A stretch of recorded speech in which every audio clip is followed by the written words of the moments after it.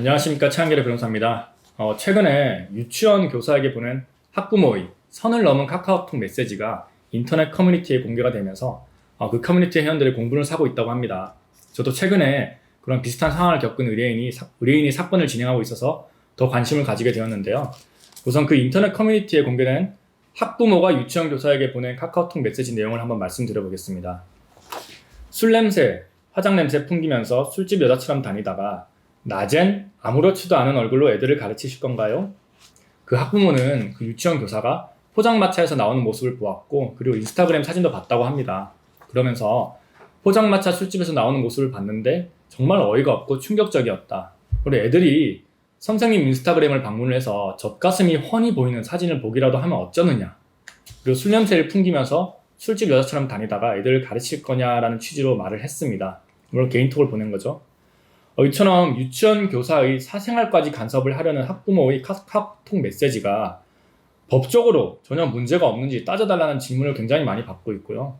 그리고 최근에 이런 사건을 진행을 하고 있습니다. 그래서 제가 한번 분석을 해보겠습니다. 우선 많은 분들이 궁금해하시는 게 정보통신망법상의 명예훼손죄가 성립을 하는지 물어보세요. 정보통신망 이용 촉진 및 정보보호 등에 관한 법률을 한번 보면은 제70조에서 1항에서 사람을 비방할 목적으로 정보통신망을 통하여 공공연하게 사실을 드러내어 다른 사람의 명예를 훼손한 자는 3년 이하의 징역 또는 3천만 이하의 벌금에 처한다는 규정이 있습니다. 그리고 2항에서 사람을 비방할 목적으로 정보통신망을 통하여 공공연하게 거짓의 사실을 드러내서 다른 사람의 명예를 훼손한 자는 7년 이하의 징역, 10년 이하의 자격정지 또는 5천만 원 이하의 벌금에 처한다는 규정이 있습니다. 여기서 아까 말씀드린 내용 중에서 카카오톡 대화 중에 가장 눈에 띄는 표현은 술집 여자입니다. 이러한 표현은 상대방을 깎아내리거나 힐난하기 위한 비하 표현으로 느껴질 수가 있는데요. 그렇다면 학부모가 유치원 교사에게 말한 술집 여자라는 표현이 정보통신망법에 따른 명예훼손에 해당할지 많은 분들이 물어보세요. 결론부터 말하면 성립이 어렵습니다. 물론 술집 여자라는 표현 자체는 분명히 비방의 목적으로 상대방을 폄훼하려는 의도가 있다고 볼 수 있습니다. 그렇지만 그 해당 게시물을 보면은 이 대화는 두 사람만 참여한 개인 간의 1대1 대화입니다. 그렇기 때문에 법에서 요구하는 공연성이 없습니다. 지금 명예훼손죄를 설명할 때는 항상 공연이라는 단어가 들어가는데요. 이는 공연성이 있어야지만 명예훼손죄가 성립한다는 것을 의미를 합니다. 즉 불특정 또는 다수인이 인식할 수 있는 상태에서 명예훼손 행위를 한 경우에만 혐의가 인정된다는 것이지, 여러 명이 동시에 참여하는, 즉 단체 대화가 아닌 둘만의 대화인 경우 비하나 비방의 표현이 있다고 하더라도 그 법에서 요구하는 공연성이 인정되지 않는 관계로 정보통신망법상의 명예훼손죄는 성립이 되지 않습니다. 또 많은 분들이 물어보시는 게, 그러면은 어떤 걸로 처벌할 수가 있냐, 정보통신망법상의 불법 정보 유통 아니냐 이렇게 물어보세요. 쉽게 생각하면 그렇게 될 수는 있겠지만, 정보통신망 이용 촉진 및 정보보호 등에 관한 법률 제44조의 7은 불법 정보의 유통을 금지를 하고 있습니다.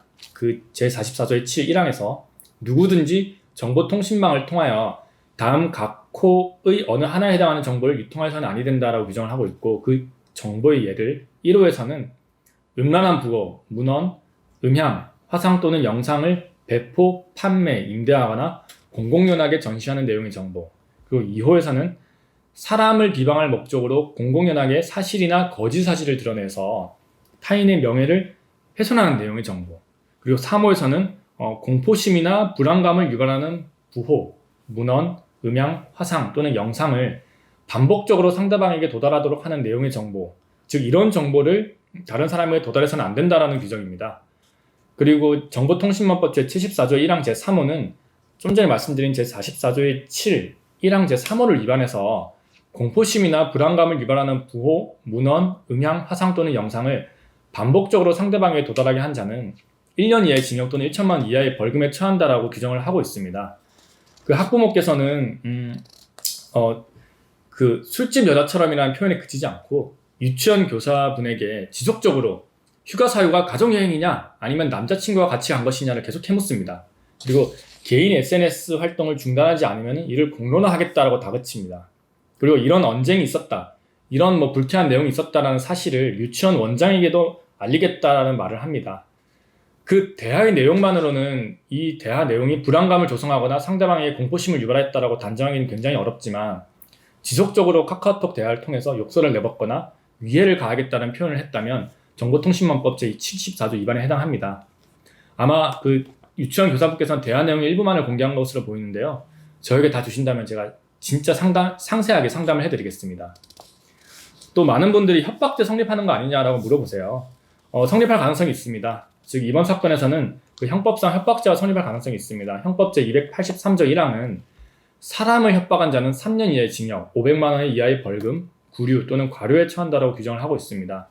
협박은 해악의 고지를 통해서 상대방이 공포심을 느끼고 의사결정의 자유를 침해할 때 성립을 합니다. 이 경우에 학부모가 유치원 교사에게 보낸 메시지 내용 가운데는 원장에게 알리겠다라는 내용이 있었습니다. 이 부분은 당연히 협박죄가 성립할 수 있습니다. 이러한 메시지는 유치원 교사 입장에서는 인사상 불이익을 받을 수 있는 해악의 고지로 받아들일 수 있기에 충분합니다. 물론 조금 약하다라는 판단을 받을 수 있겠지만 이러한 사안을 고소를 해서 그러한 내용이 고지가 해악의 고지가 된다는 판단을 받을 수 있도록 이수화시키는 것이 좋겠습니다. 이번 사건에서 유치원 교사분께서는 그 카카오톡 메시지를 보낸 그 학부모님께 정말 죄송합니다. 한 번만 용서해 주십시오라고 고개를 숙인 것으로 알고 있어요. 그런데 그럴 필요가 전혀 없습니다. 개인의 사생활은 존중받아야 될 헌법상 권리고요. 헌법 제17조에서는 모든 국민은 사생활의 비밀과 자유를 침해받지 아니한다라고 명문으로 규정을 하고 있습니다. 유치원 교사라는 위치가 아이들을 가르치고 그리고 지도하는 굉장히 어려운 자리인 건 맞습니다. 그리고 유치원 근무 시간 이외에 친구들과 놀 수 없는 사생활이 없는 직업은 절대 아니죠. 그리고 근무 시간 이외의 시간에 술을 마시면 안 되는 직업은 더더욱 아닙니다. 그리고 어린이집 밖에서 젖가슴이 보이는 옷을 입거나 그것을 SNS에 올리면 안 되는 직업인 것도 더더욱 아니죠. 아마 그 학부모께서는 뭔가 마음이 굉장히 답답한 일이 있었겠다라고 생각이 드는데요. 이렇게 SNS를 통한 협박을 어떻게 대응해야 되는지 많이들 물어보세요. 그걸 제가 말씀드리겠습니다. 많은 분들이 SNS를 통해서 요즘 워낙 쉽게 SNS를 할 수가 있다 보니까 쉽게 협박을 받거나 어떤 불쾌한 메시지를 받죠. 그러한 메시지를 받았을 때 어떻게 대응을 해야 되는지 물어보시는데요. 아까 한번 설명을 드렸지만 정보통신망법 제74조 1항 제3호는 제44조의 7 제1항 3호를 위반해서 공포심이나 불안감을 유발하는 부호, 문언, 음향, 화상 또는 영상을 반복적으로 상대방에게 도달하게 한 자는 1년 이하의 징역 또는 1천만 원 이하의 벌금에 처한다고 규정을 하고 있습니다. 직접적으로 널 죽여버리겠다, 예를 들어서 너의 가족에게 어떤 해악을 가하겠다, 위해를 가하겠다라는 등의 해악을 고지를 하면은 형법상 협박죄가 당연히 성립을 하고 강하게 처벌을 받습니다. 그러나 그 정도에 이르지는 않더라도 상대방으로부터 공포심이나 불안감을 유발하는 부호, 문언, 음향, 화상 또는 영상을 반복적으로 이렇게 전달을 받았다면 정보통신망법 위반으로 처벌을 할 수가 있습니다.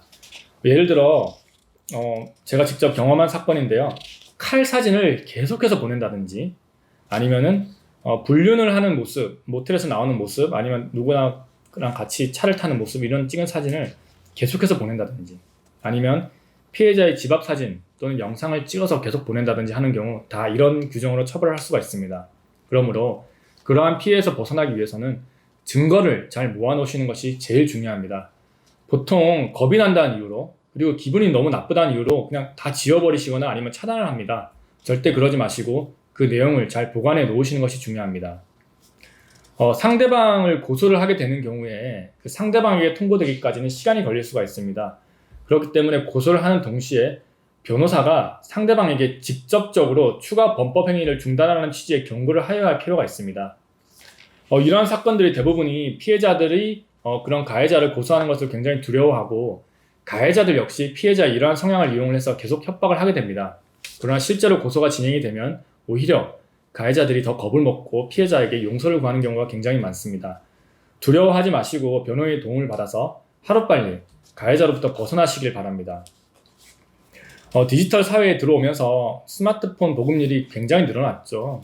어린아이로부터 나이 많으신 분들까지 스마트폰을 다 가지고 있습니다. 그렇기 때문에 누구나 쉽게 SNS에 접근할 수가 있습니다. 그럴수록 상대방에 대한 배려와 존중 문화도 필요하고 상대방으로부터 어떤 부당한 일을 당했을 때 적극적으로 대처하는 법도 잘 알아야겠습니다. 어려운 일이 있으면 언제든지 저에게 연락 주십시오. 지금까지 최한결의 변호사였습니다.